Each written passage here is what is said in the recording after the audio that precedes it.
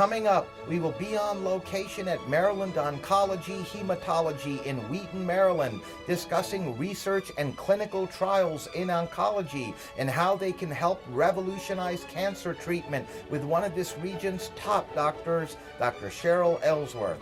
Dr. Aylesworth received her medical degree from the prestigious Tufts University Medical School in Boston, Massachusetts. She is a member of the American Society of Clinical Oncology, among other organizations, and is widely recognized as one of this area's top doctors. Welcome, Dr. Aylesworth. It's a pleasure having you on our program. Thank you so much for inviting me today. I appreciate it. Well, we have a lot to talk about, and I wanted to begin, if I may, Doctor, if you can please tell us about the types of research that is being conducted within the field of oncology. These are very exciting times in oncology. There's a lot of research going on. One, we want to improve how many people live and do well after having been diagnosed with cancer. We have research to improve on the types of treatments that people are getting, to decrease the amount of toxicities, and even to make it easier for patients. We have so many oral products now so that patients don't have to traffic into offices to get sometimes difficult chemotherapies by vein. Yes. Exciting times. Yes, indeed. And I wanted to ask you if you can please tell us, Doctor, what are clinical trials for folks who may not know? That's a good question. Clinical trials are something that patients should want to be interested in being part of. They're not always going to be able to be part of them. But there are good clinical questions that are being asked by the experts in this country and in other countries trying to improve upon the delivery of cancer care. And they come in a variety of different types. They can be clinical trials where they ask questions on which regimen's better, a clinical trial to say which regimen is easier, should we use 2 drugs, 3 drugs, or maybe we should use a smaller surgery. Lots of different clinical trials for our patients. Very interesting indeed. Now, can you tell us a little bit more about how they're conducted? They're conducted throughout this country, and patients have many different access points into clinical trials. The National Cancer Institute has really recognized that our patients live in communities and that they should try to get their cancer care in the community. So they have worked very hard to have clinical trials available to patients in their communities, like this one, so that patients don't have to travel far to be able to get access into clinical trials. Patients are looked at and they will be seen if that particular tumor has an interesting question that's being asked on how to deliver their cancer care to have better outcomes for them. And are there safeguards, Dr. Aylesworth, to minimize the associated risks or side effects? There are national safeguards, and that is very near and dear to the hearts of all the clinical trialists out there. They have set eligibility criteria that patients have to meet, and throughout that time, on a very rigorous basis, their toxicities are looked at, recorded, and then reported to a higher authority. Throughout that time frame, this higher authority is looking at all the individuals on these trials throughout the country and have what they call safety monitoring. And if there is something that comes up in the country, I get an email that day that says there might be a problem. You have to inform your patients. And that's how it's done. And who can participate in these trials? Well, all patients are eligible to participate in trials if there's a trial that is appropriate for them. And your physicians need to look and see, is this a good trial opportunity for the patient? And then the patient has to look and say, is this trial opportunity something that I'm interested in?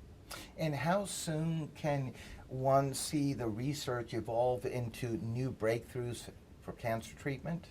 Well, clinical trial data is being reported on a daily basis. I mean, patients see this information coming through on the TV, in the magazines they read, in the newspapers.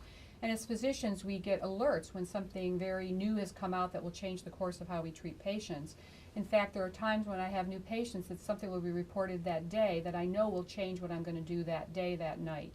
Very exciting times. Yes, indeed. And I wanted to ask you, Doctor, what is toxicity for those of us who may not know, because you mentioned that a bit earlier? Yeah, toxicities are side effects that we see with medications that we would really like to see less of.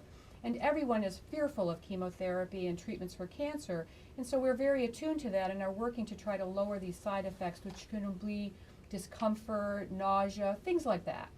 And Dr. Aylesworth, I also wanted to ask you, are there any types of drugs and or treatments that you see that are forthcoming as a result of a lot of this research that's taken place Yeah, recently. this is very exciting times in general for oncology. We have a lot of medications that are coming forward now that are medicines that are being given by mouth, medicines that are being given that will not have hair loss. That's a major interest to many of our patients. Medicines that don't have nausea. But at the end of the day, we want to hit the ball out of the park by having more people cured and alive. And we now have cancers we couldn't dream would have been cured and now are. And we have some leukemias that are cured. Melanoma research is very hot right now. And breast cancer always has many new medications coming forward. It sounds like the results from these clinical trials really can help so many more people. They do, and in my lifetime, I'm not that old, I'm not that young, but we have quadrupled our survivorship for breast cancer.